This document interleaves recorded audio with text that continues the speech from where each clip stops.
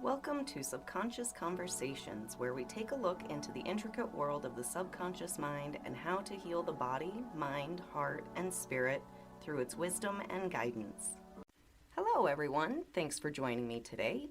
I'm Brielle, and I'm the sole practitioner at Springseed Wellness, where I practice the energy medicine techniques of emotion code, body code, and belief code, which were created by the wonderful Dr. Bradley Nelson.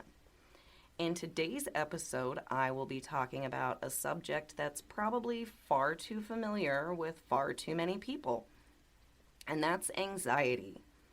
Now, this episode will have a few parallels to last episode because that one was about progress, and this one is about anxiety and the progress I have made in my life in regards to my anxiety.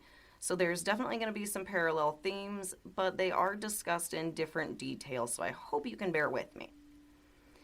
So I knew that anxiety was a problem for me for a significant portion of my life, but I thought that it didn't really start happening until I was about in my late 20s.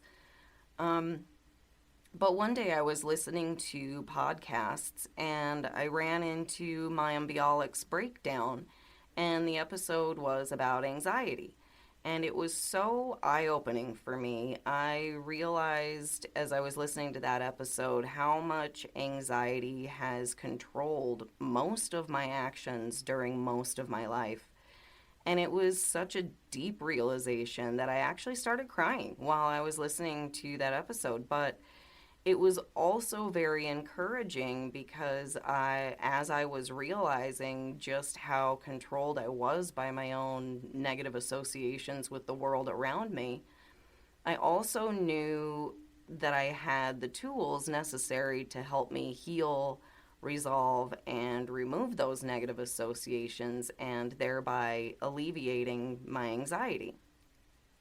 And if you missed episode 6, please take a listen to that. But in that episode, I briefly mention how the subconscious mind can kind of be the birthplace of anxiety because it's heavily geared towards pattern recognition and doesn't really have a linear timeline. So it ends up creating a huge intertwined web of events from all throughout your life, and it can create a situation where someone constantly feels like they're in danger even when they're not.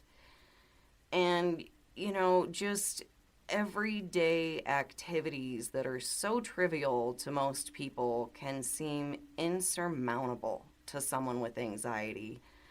Now, for most of my life, I suffered in denial of my anxiety, and it can also have some very obscure and surprising ways that it presents as well. So it's easy to not even recognize it sometimes. But even when I was clearly anxious, I would try and convince myself that I wasn't. And I pushed myself through countless situations when all I wanted to do was to crawl out of my own skin and run away. But I pushed myself through because that's what I had to do to be a quote-unquote functioning person in society. But the more I denied my anxiety and just pushed through it, the worse it got. Because while pushing through my anxiety, I was getting through what I needed to get through, but my subconscious mind was also evaluating every little aspect of that distressing situation and adding that to the already huge data set of things to be afraid of in this gigantic web of interconnected stressful events, which just made me so much more easily triggered by the next thing. So each time I pushed through my anxiety, I was adding to the database of things to be anxious about, and it turned into an ever-increasing web of triggers and just kept snowballing. And it really kind of astounds me how long I lived in denial of my anxiety, because when I was around 10 or 12 years old, I started having severe chest pains to where I couldn't move, I could barely breathe, and therefore I couldn't cry out for help. And there was a few times I literally thought I was gonna die. And so I went to the doctor, and I don't remember any extensive testing or anything. I think they just listened to my heart and asked a few questions. Um, but they ended up diagnosing me with panic attacks. And the doctor explained to me that panic attacks are the physical manifestation of anxiety and that you don't really necessarily feel anxious, but it comes out in physical ways instead. Now, I think that was a significant oversimplification, especially since I've had other panic attacks later in life that presented in much different ways. But again, I was around 10 or 12 years old, so that was probably the best way to explain it to me at that time. But I remember thinking, oh, give me a break. I'm 10 years old. What do I have to be anxious or panicked about? But that was also part of my denial because, truth be told, I was going through a lot of big life changes at that time, along with some significant traumatic events as well. So, if I was truly being honest with myself, I would have recognized it right then and there. But I just kind of brushed it off and went about my life. And then in my late 20s, I started to notice that I had a much harder time being around larger groups of people or being in noisy or fast paced environments. And I started avoiding social events because of that. And I started noticing more and more necessary daily activities becoming more and more difficult to get through. But still, I just kind of kept brushing it off and pushing through it. But then, when I finally admitted to myself, or rather, finally listened to my doctor telling me I had anxiety, I then went the typical route of medicating it. And that really, really helped. I was able to get through a lot of tough life challenges and feel mostly like a quote unquote functioning person in society. But since the medication is just masking the symptoms of the problem and not actually resolving the root cause, it still eventually got worse and worse. And I was taking more and more and stronger anxiety medications. Now, I do believe the medication probably at least allowed me to not pile on as many additional data points to my web of anxiety because I was feeling less traumatized by each event. Um, so, without the medication, I would have been more distressed and I would have been adding to that data set, but at least a lot quicker. But it still did continue to get worse. And then my life went totally sideways, as I described in episode 4. And at that point, my anxiety was practically unmanageable. And up until that point, and actually kind of even beyond that point, I was still in denial as to the severity of my anxiety. But aside from my Embryolics podcast, I also had another big realization about the severity and longevity of my anxiety. One of my family members is lucky enough to have very little daily anxiety issues, and so it was never really a conversation topic between us. But they suddenly had a couple experiences of high anxiety and they were talking to me about it. And I was sitting there so surprised that it's not a normal everyday occurrence to some people to feel that way. And so I would just kind of laugh it off and ask, oh, you mean it's not normal to feel that way all day, every day? But behind my laughing it off, I was having a really deep realization that, wow, life doesn't have to be this nonstop ride through hell. In fact, for some people, it's a very infrequent occurrence. I do not have to accept this as a constant part of my life.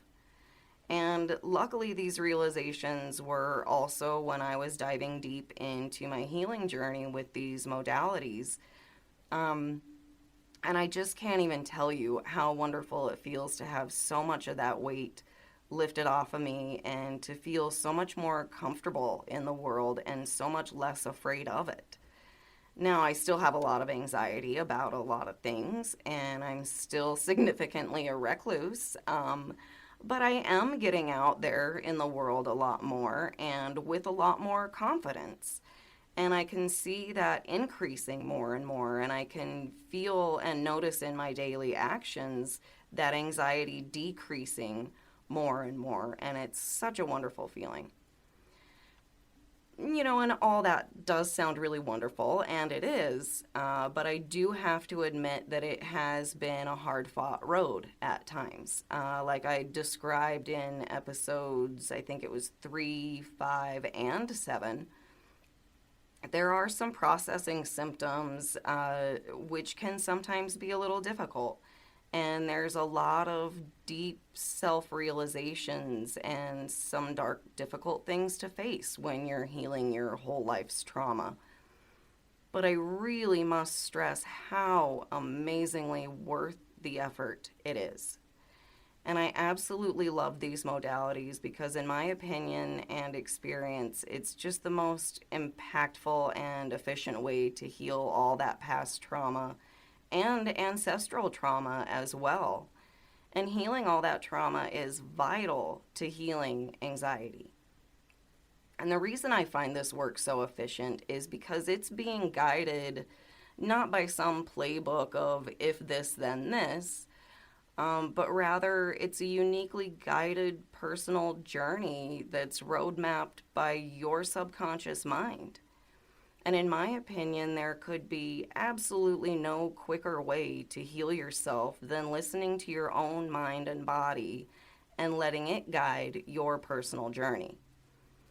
And these modalities can take you in so many different directions that they really don't miss anything. And it's in that beautifully guided personal experience that you can find the root of the problem and tackle it from there, rather than trying to chip away at each leaf, hoping that you eventually find where the stem is, and then slowly chipping away at that in hopes that you find the roots, and so forth.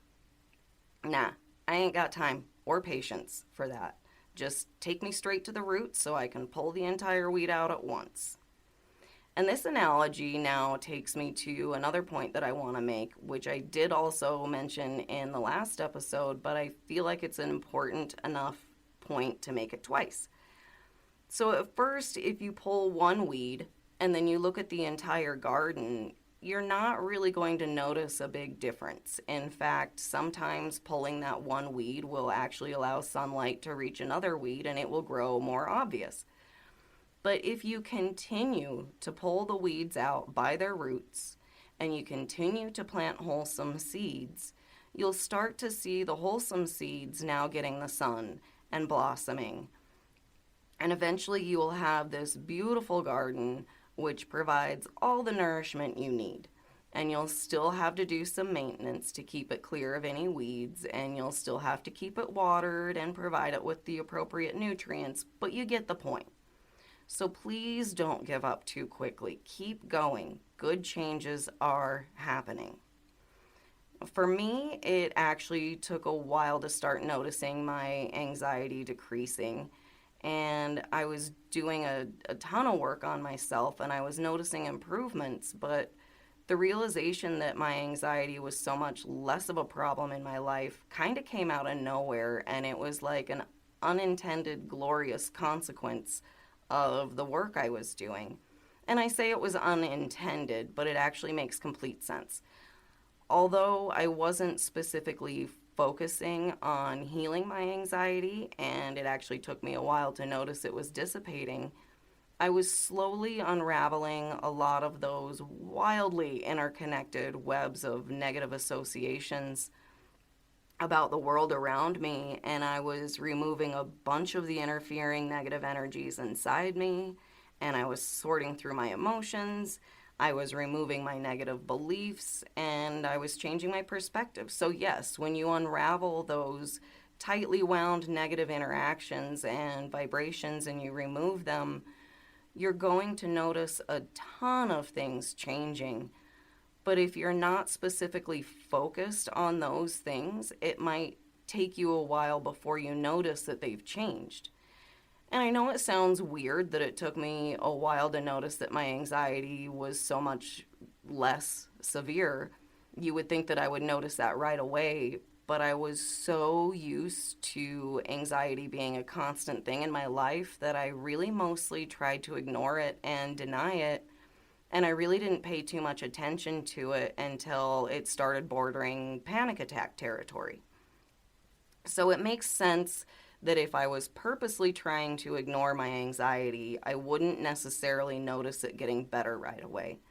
And again, kind of a reiteration from last episode, it's pretty cool when you have those big breakthrough realization moments, because you're just going through your daily life like normal, and then all of a sudden you'll do something that you would normally never do, and then you're like, wait, I just did that and it didn't even cause me the slightest bit of distress, and I used to not even be able to do that thing. But without that anxiety in the way blocking you from doing said thing, you just do it. And then that in and of itself causes a positive cycle where you start noticing all these improvements in your life now that the anxiety triggers are fewer and fewer.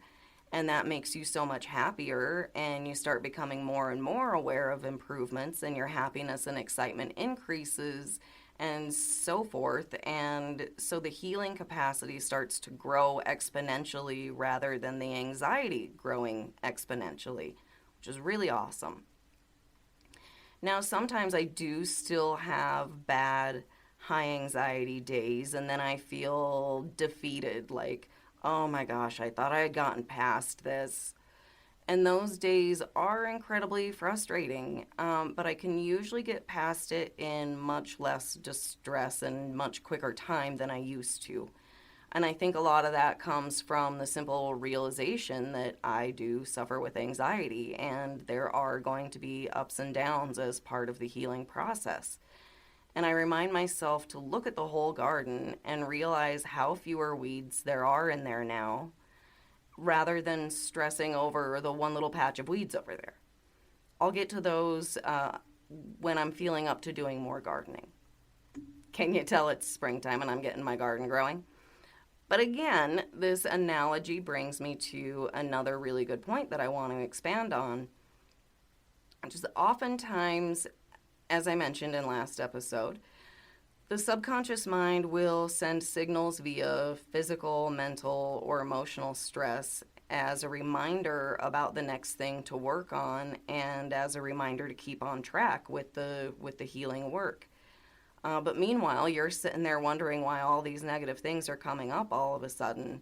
And if you don't realize what's going on, it can be really frustrating. But when you realize that it's just kind of a reminder of the queue of things to get rid of, it's easier to handle. And then you have a clearer focus for the next session. So I try not to get too frustrated or too discouraged when my anxiety suddenly rears its ugly head again. I just breathe, and I look it straight in the eye, and I say, I'm coming for you. And again, I have to just almost scream it from the mountaintops. I can't even tell you how liberating it is to have so much of my anxiety decreased, and to know that I have a complete roadmap of removing the rest of it. And just knowing that I have that roadmap makes the journey so much easier. And seeing how far I've come in just a few years makes the motivation for the journey so much stronger. And I know that there are so many people in the world right now living with suffocating and detrimental levels of anxiety. And, you know, being kind of a closet case anxiety sufferer myself, I think I tend to notice the subtle signs of anxiety in other people. I can spot an anxious person from a mile away, even when they don't realize they're anxious themselves. And knowing full well how debilitating and just downright awful it is to suffer with anxiety and to have full-blown panic attacks, I just really want to reach out and let everyone know there is a way forward. There is a way to get rid of that controlling negativity for good and to live a full and enjoyable life. The path may come with some challenges, but the freedom felt on the other side of that is so worth the trip. And the farther and farther you go on the trip, and the more and more you trust that roadmap guiding you, the more and more you'll start to enjoy the ride, and the more and more beautiful the scenery will get. And now I want to load up the dog, get in the car, and take a drive. So, on that note, thanks for joining me today, and please join me for next episode where I'll be talking about the history of energy healing. See you then! If you would like to set up a session with me to experience this work for yourself, please go to springseedwellness.com. If you would like to find a practitioner in your local area, please go to discoverhealing.com. And please always feel free to reach out with any questions or specific topics you would like me to address. See you next episode.